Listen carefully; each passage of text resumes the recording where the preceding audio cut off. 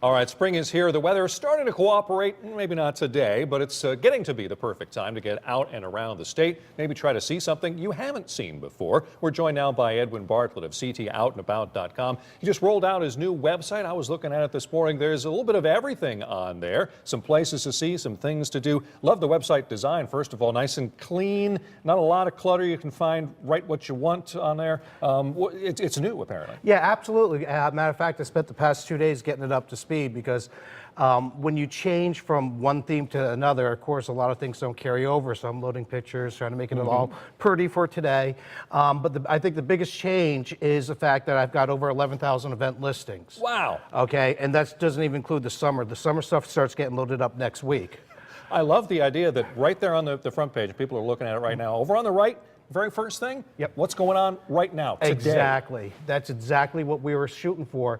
And again, it's a matter of, you can have great ideas, but until the technology catches up, you're kind of waiting. So my web developer, Gary from Connecticut Websites, did an amazing job, got me up and running. And of course, there's little conflicts, but one of the best things, the one thing that I love most is the fact that we are able to put the events calendar right on top, and we also have have it on the nav bar where you can click on it and you can go anywhere you want. Okay, if you wanted to find live music, if you wanted to find kids events, if you wanted to go see a museum, it's all right there. So the focus is to get people out and about. I mean, Connecticut is a great state, and you won't drive somewhere to do one thing, drive 20 or 30 miles to do one thing. But if we can put together a day, you're going to go. So that's the whole theme of it. And one of the things that I really like is the fact that I can tell people about the places they don't normally see. Airline Drive Park, State Park, goes from East Hampton to Lebanon to Colchester to Columbia and Hebron.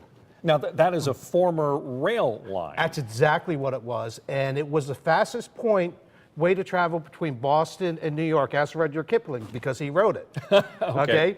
Well, you can't ask him, but if you could, you'd probably make $1 million. But it's great. It's got trails. It's got several different types of habitats, and it's just a great way to spend the day with your family and friends. And until I read your article about it, I didn't really know it was there. Exactly. I guess it's one of those hidden sort of gems. Exactly. And people think, in Connecticut, there are so many different types of museums. There's a museum for anyone's interest in the state of Connecticut. New England Air Museum is one of my favorites. Connecticut River Museum. Up in Bristol, you have a Lockworks Museum. You also have a Carousel Museum. Okay, and Stanford, I can't say enough about the Stanford Museum and Nature Center. It literally has everything, hosts a farmer's market. Out in New London, you got Fort Trumbull and Fort Griswold.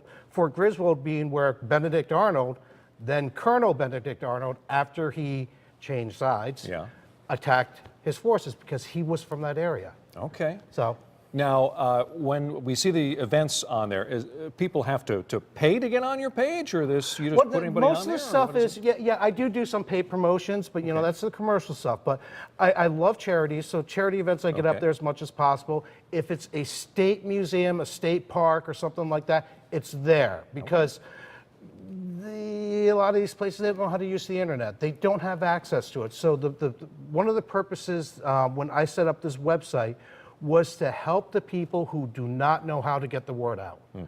So we do a lot for charities, and like I said, state parks, state museums, it's all there. Okay, we're coming into the beginning of April in just a couple of days. What kind of events are going on this time of year? We're not quite into the let's go out and have a picnic in the sun kind of No, weather. we're not. But what you're going to see in late April is the farmers markets are going to start coming out. And I do have every single farmers market listed by time and town and day on there.